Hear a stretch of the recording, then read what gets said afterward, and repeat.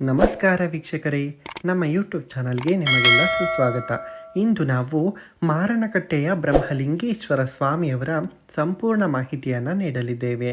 ಅದಕ್ಕೂ ಮೊದಲು ನಮ್ಮ ಯೂಟ್ಯೂಬ್ ಚಾನಲನ್ನು ಸಬ್ಸ್ಕ್ರೈಬ್ ಮಾಡಿಕೊಳ್ಳಿ, ಪಕ್ಕದಲ್ಲಿ ಕಾಣುತ್ತಿರುವ ಬೆಲ್ ಬಟನನ್ನು ಕ್ಲಿಕ್ ಮಾಡಿ. ಮಾರಣಕಟ್ಟೆ ಬ್ರಹ್ಮಲಿಂಗೇಶ್ವರ. ಹೌದು ವೀಕ್ಷಕರೇ, ಕುಂದಾಪುರದಿಂದ ಕೊಲ್ಲೂರು ಮಾರ್ಗದಲ್ಲಿ ಕುಂದಾಪುರದಿಂದ ಸುಮಾರು 16 ಕಿಲೋಮೀಟರ್ ದೂರದಲ್ಲಿದೆ ಮಾರಣಕಟ್ಟೆಯು. ಈ ಗ್ರಾಮವನ್ನು ಕಂಚಿನಕೊಡ್ಲು ಎಂದು ಕರೆಯುತ್ತಾರೆ. ಇಲ್ಲಿ ಬ್ರಹ್ಮಲಿಂಗೇಶ್ವರ ಸ್ವಾಮಿಯ ದೇವಸ್ಥಾನ ಇದೆ. ಇದು ಉತ್ತರ ದಿಕ್ಕಿನಲ್ಲಿರುವ ಬ್ರಹ್ಮಕುಂಡ ನದಿಯ ದಡದಲ್ಲಿದೆ. ಇದು ಪೂರ್ವಕ್ಕೆ ಕಡಿದಾದ ತಿರುವು ಪಡೆದ ಈ ಸ್ಥಳದ ಸೌಂದರ್ಯವನ್ನು ಹೆಚ್ಚಿಸುತ್ತದೆ. ದಂತಕಥೆಯ ಕುರಿತು ಮಾರಣಕಟ್ಟೆ ಬ್ರಹ್ಮಲಿಂಗೇಶ್ವರ ದೇವಸ್ಥಾನ. ಹೌದು ವೀಕ್ಷಕರೇ, ಅಸುರನಾದ ಕಂಹಾಸುರನು ಭೈರವಿ ಯಾಗವನ್ನು ಮಾಡಿ ಜಗನ್ಮಾತೆಯನ್ನು ಸಂತೋಷಪಡಿಸಿದನು. ಅವನು ಯಾವುದೇ ಪುರುಷ ಅಸ್ತಿತ್ವದಿಂದ ಕೊಲ್ಲಲ್ಪಡಬಾರದು ಎಂದು ದೇವಿಯಿಂದ ವರವನ್ನು ಪಡೆದುಕೊಂಡನು. ವರವನ್ನು ಪಡೆದ ಅಸುರನು 3 ಲೋಕಗಳಲ್ಲಿ ವಿನಾಶವನ್ನು ಉಂಟು ಮಾಡಲು ಪ್ರಾರಂಭಿಸಿದನು. ಶಾಂತಿ ಮತ್ತು ಒಳ್ಳೆಯ ಜನರನ್ನು ಕದಡಿದನು. ತ್ರಿಮೂರ್ತಿಗಳು ಮತ್ತು ಎಲ್ಲ ದೇವತೆಗಳು ತನ್ನ ದುಷ್ಕೃತ್ಯದಿಂದ ತಮ್ಮನ್ನು ರಕ್ಷಿಸಲು ಜಗನ್ಮಾತೆಯನ್ನು ಪ್ರಾರ್ಥಿಸಿದರು.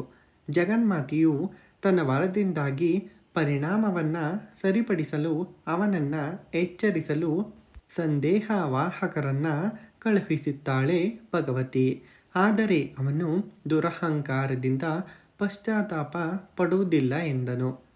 ಮತ್ತಷ್ಟು ಶಕ್ತಿಗಳನ್ನು ಪಡೆಯಲು ಅವನು ಶಿವ ಅಥವಾ ಶಂಕರನನ್ನು ಮೆಚ್ಚಿಸಲು ತೀವ್ರ ತಪಸ್ಸನ್ನು ಮಾಡುತ್ತಾನೆ.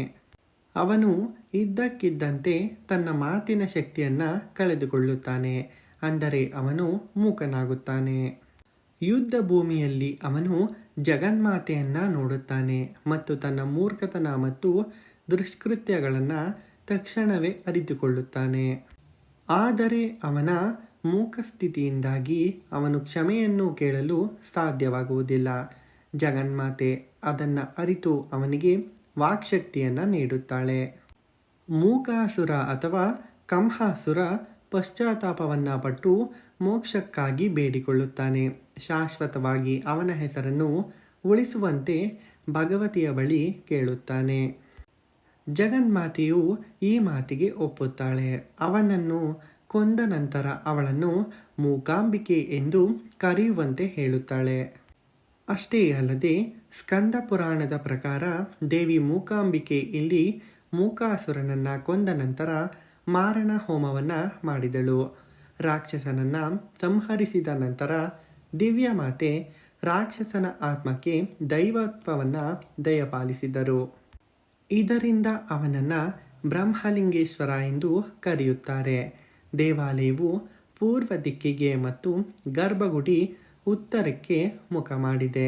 ಗರ್ಭಗುಡಿಯ ಬದಿಯಲ್ಲಿ ಮುಖ್ಯ ದೇವರು ಬ್ರಹ್ಮಲಿಂಗೇಶ್ವರ, ಮಲಯಾಳಿ ಯಕ್ಷಿ ಮತ್ತು ವಾತಯಕ್ಷಿ ಮತ್ತು 2 ಅಥವಾ 2 ದ್ವಾರಪಾಲಕರು ಇದ್ದಾರೆ. ಗರ್ಭಗುಡಿಯ ಬಲಭಾಗದಲ್ಲಿ ಕಟ್ಟೆ ಇದೆ. ಇದರಲ್ಲಿ ಶ್ರೀಚಕ್ರ ಯಂತ್ರವನ್ನು ಆದಿಶಂಕರಾಚಾರ್ಯರು ಸ್ಥಾಪಿಸಿದ್ದಾರೆ. ಬ್ರಹ್ಮಲಿಂಗೇಶ್ವರನ ಗುಡಿ.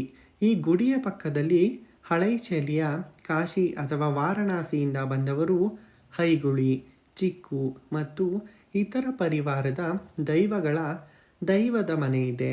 ಮೂಕಾಂಬಿಕಾ ದೇವಿ ಮತ್ತು ಶ್ರೀ ಬ್ರಹ್ಮಲಿಂಗೇಶ್ವರ ನಡುವೆ ತಾಯಿ ಮತ್ತು ಮಗನ ಸಂಬಂಧವಿದೆ ಎಂದು ಹೇಳುತ್ತಾರೆ.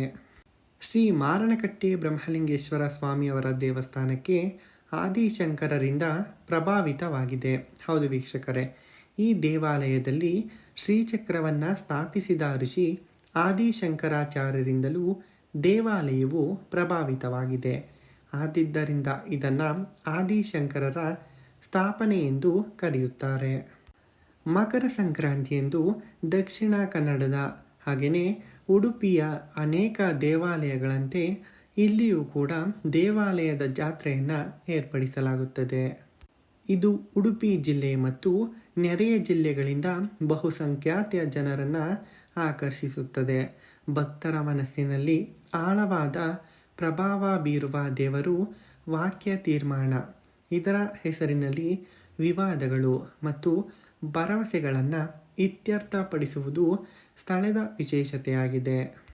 ಚೈತನ್ಯದಿಂದ ಬಳಲುತ್ತಿರುವ ಜನರು ಭಗವಂತನ ಕೃಪೆಯಿಂದ ಸ್ವಾಧೀನವನ್ನು ಪಡೆದುಕೊಳ್ಳಬಹುದು.